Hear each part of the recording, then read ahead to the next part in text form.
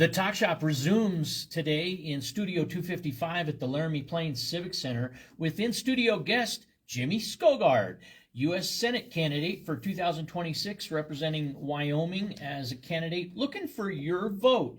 And Jimmy Skovgard from Casper, Wyoming, you reside now, correct? That's correct. Yeah. Now you are with us here on the Talk Shop. This is the Candidate Awareness Tour 2026. We've talked about a number of topics. I want to go back to departments. And the Department of Education was created in the 70s. And I'm asking you this question, which comes from our audience. Do you believe that the Department of Education is necessary at the federal level, or do you believe that states should control their own futures? I believe that once again, we're on the topic of federal overreach. And when the federal government reaches into the state's business and starts directing us how to conduct education in a system that is not broken, why in the, well, I'll just spare the word, but why would we want to break something that's not broken? You know, if our system is broken, we would be turning out kids that can't get a job, that don't graduate high school. I say that's where maybe a little federal overreach, but not necessarily not into the system itself, but maybe just monitoring the system and saying, you know, how many students are you graduating? And then if there's a problem, to go to the state level and work with the state. And if the state feels that they need help, then they reach out to the federal government for that help. Until then, the federal government needs to keep their hands off. Some data would suggest that America was stronger in education before the Department of Education was created at the federal level. Do you agree? We used to be the leaders. And, you know, in a lot of areas, we still are the leaders, but we're slipping. And the reason why we're slipping is because we're not providing the quality of education that we need for our children. What's the mission of the Department of Education at the federal level then? Evidently to reach into states' business and meddle, and you know the money that you see, you know, limiting. You know when you say you're not going to get any money unless you do this or you implement that, you know, why you know the state here in Wyoming has a mandate to fund education, and I got a survey on that on the grassroots mbt.org site. Why did I put that one up there? Because that's what this budget session is about. This is a budget session in 2026 at the state level, and that's one of the big topics. Education is one of the big topics, and we see some austerity measures being implemented. The state hired a consulting firm to take a look at the shape of education in Wyoming and what we're going to need over the next 5-year term. And so the consulting firm returns this suggested budget, you know, and I think they've got some very nice professionals, you know, they did a good job. And then the state goes in and starts hacking things. One of the line items that stood out to me that's up for a chop is the substitute teacher pay. And I thought, you know, I used to be a substitute teacher. What do substitute teachers get paid today? And I looked and it was like $109 or something like that. I'm like, what? I think that was what they were paying me 30 years ago. And then I'm like, okay, so what do they recommended it get increased to? Well, the committee recommended it get increased to $269 a day. And I'm like, you know, if they increased it to $269, maybe they would get some pretty decent substitute teachers. Maybe more people would be interested. And then I'm like, okay, what does the recalibration committee suggest it goes to? Well, the recalibration committee suggests $170. And I'm like, well, that's not quite as bad as 109, but really? Why are we cutting substitute teacher pay? You know, when our teachers get sick and they need to take time off, and we have to use a substitute teacher. Why don't we offer a little bit more money there? Why? And then I'm like, why are we cutting it anyway?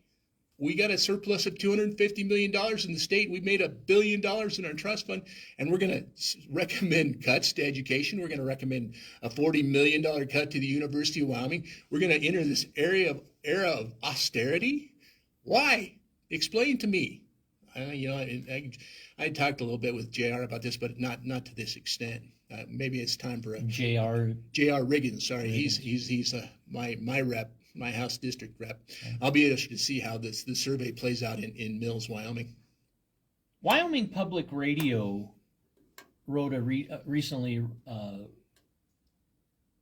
wrote an article about January 20th, President Ed Seidel for the University of Wyoming issued a letter to staff, faculty, and students about what the impact of 40 million cuts could be in Wyoming. And he noted, as you mentioned in the first segment, 160, 180 jobs of 1,800 full-time employee staff could be eliminated.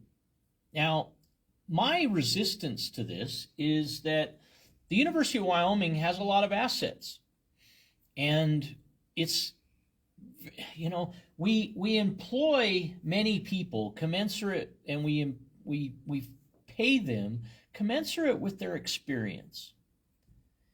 Well, the first go-to in President Seidel's letter written and sent by email January 20th, 2026 was to create fear amidst people, staff, students.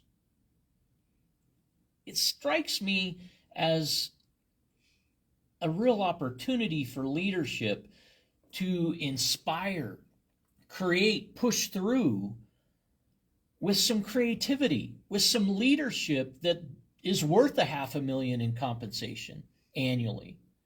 It's truly when you make over $300,000 annually, I find creation of fear a very weak leadership quality.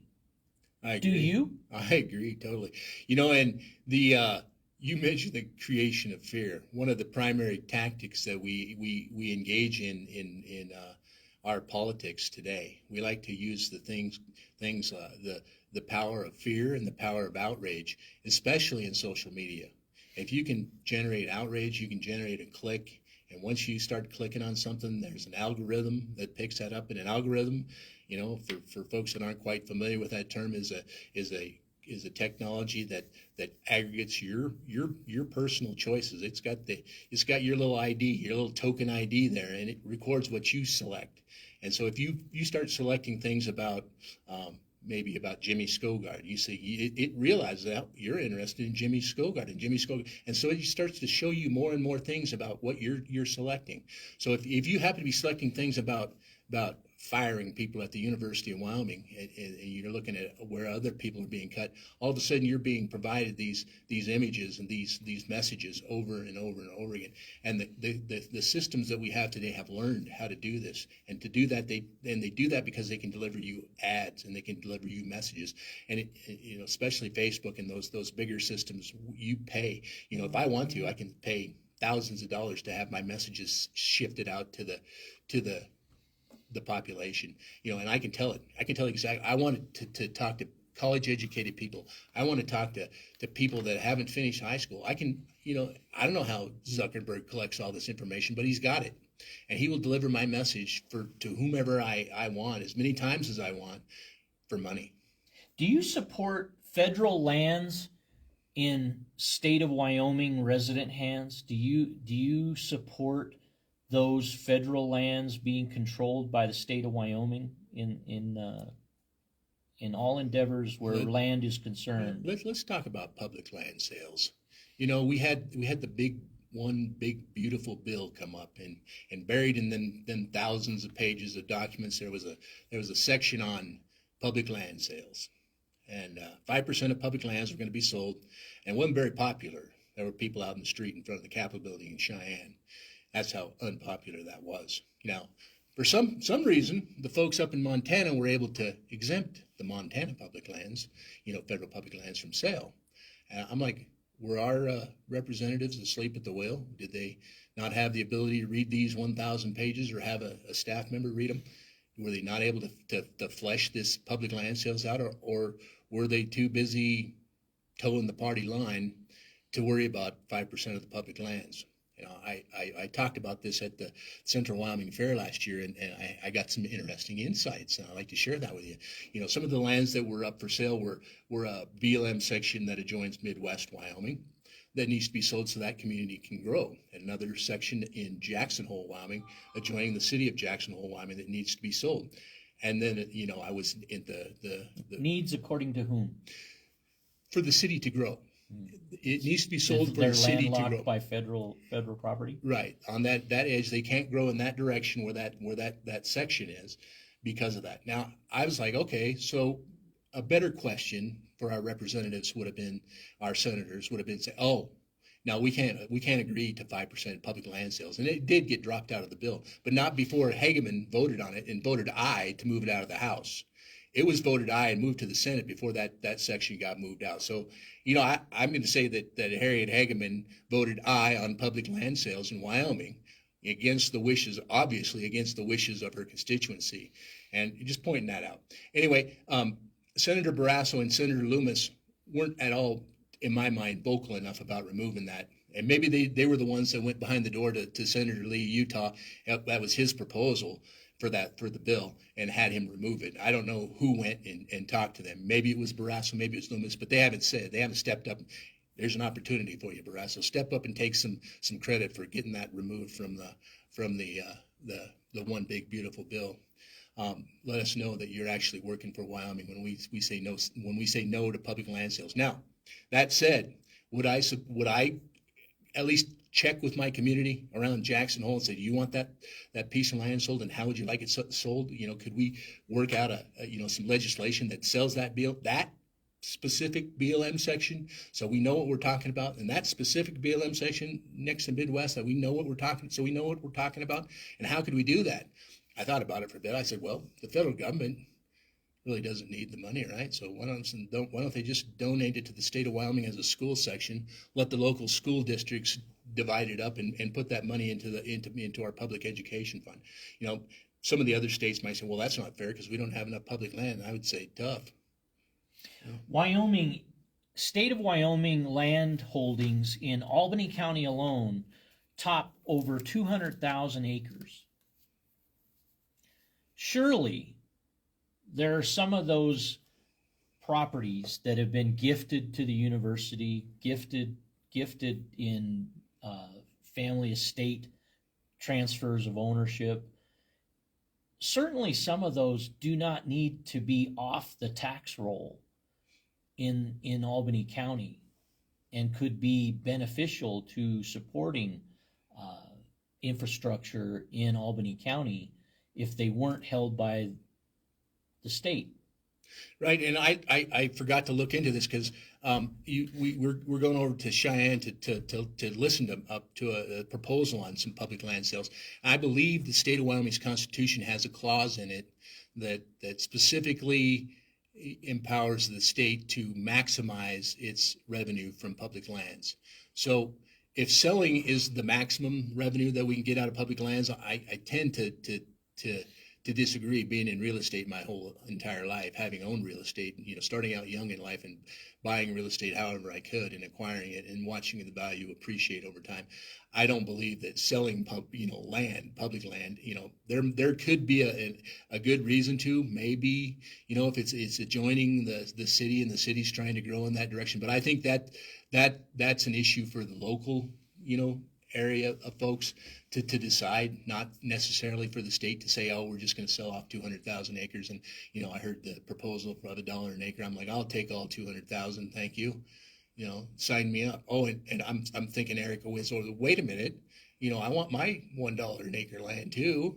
And everybody in the state of Wyoming wants their $1 an acre land. How does that work? It doesn't work, Eric. It doesn't work. So that's not going to happen. I read an article that Bo Beitman did an interview in Cowboy State Daily a day or two ago, and he says that this public land, so he doesn't think it has much chance of a success in the legislature. So I appreciate that. Our representatives can smell out a bad deal when they see one, and selling public land, Wyoming public lands is not good for us.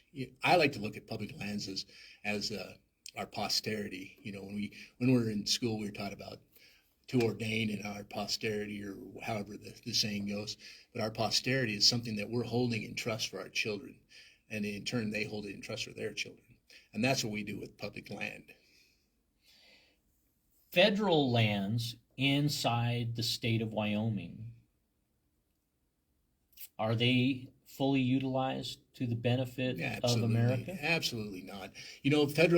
When we start getting into that level of government, that's again, there's a lot of federal land in Wyoming. So yeah, we need a little bit of help because the cost of managing that land would be a little prohibitive.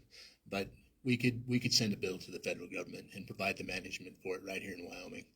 We just need the willpower to do it, to take a look at it and say, oh yeah, we have some state land management going on. Why don't we expand our staff and take over the management of the federal land and move the federal government along? I mean, yeah, there's some reasons for the federal government. There's some things that need to be done at the federal level, but in public land management, not so much.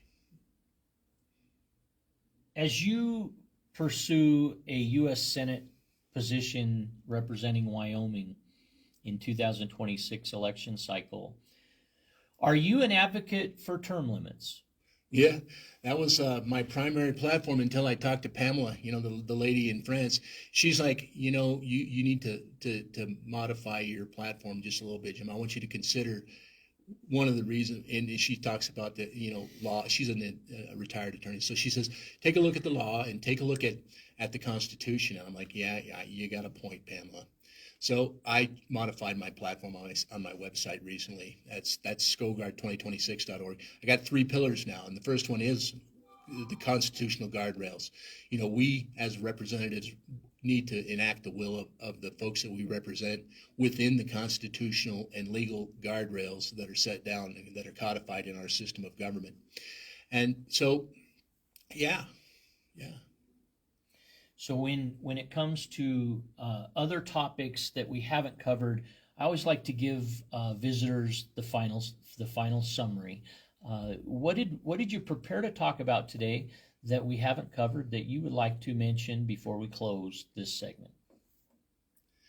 Well, I would like to talk about the reason why I have covered it quite a bit about the reason why I got off the couch, but we have labels in our society. We're humans, and our brain uses up 20% of our energy. When we think, we use up a lot of energy. Like, it's just amazing the capabilities of the human person. Anyway, so when we think about stuff, it takes up energy. So we like to label things, and we used to do it like, if there was a predator, we'd say, oh, tiger, label, and we would react. We didn't have to think about it. We already knew what was going to go on, so we had to get out of there. But now we use labels, and we're encouraged to use labels. And I had to look into this, the psychology of labels. Why do we use labels? Why do we use the terms like rhino? Why do we use the terms like TDS? Why do we use the terms like liberal? And now we're starting to use the term Democrat like it's something evil. I'm like, why are we converting all these terms into something, and what can we do about it?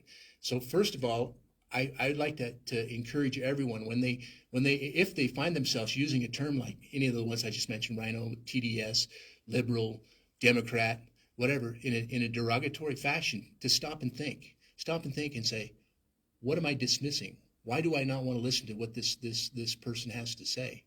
Because that's what we're doing. We're using a label to dismiss another person's thoughts, maybe whether it's online or whether it's in a radio show like today. Maybe you heard me say I got on the bus with the Democrat folks, without really realizing it. But you know what? I also went and talked to my pastor or pastor that I just happened to have a conversation with. He's a chaplain in Casper, Pastor Mike. Pastor Mike, prayed for me and said, Jimmy, let's Lord help you. You're a little naive, and you know what? That's what my wife tells me too. And I'd rather be naive than lie to my constituency or lie to folks when I'm sitting down and visiting with them. I want to tell you up straight where I'm coming from, where I'm shooting from. One question comes from a listener.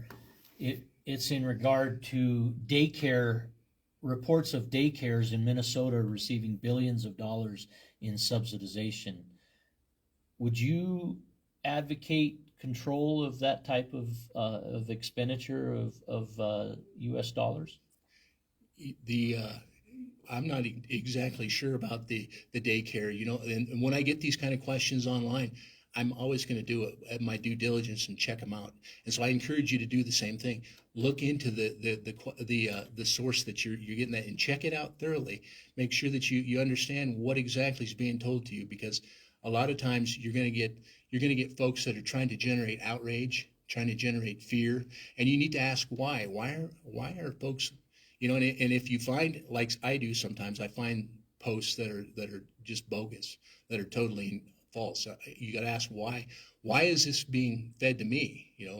This is my algorithm. Is this my algorithm? Is this what I'm? What does it say about me? Huh?